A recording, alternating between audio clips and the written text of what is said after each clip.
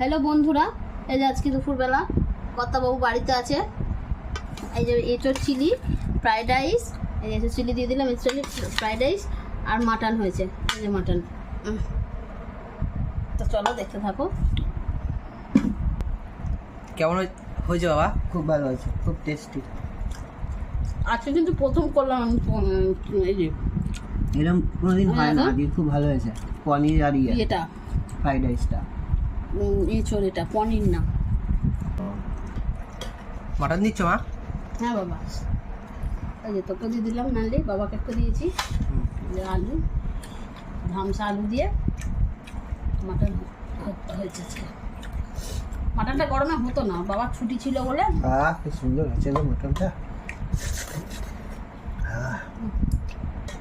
Heavy গন্ধ হয়েছে। দেখো বাবু, মটনের উপর ডিপেন্ড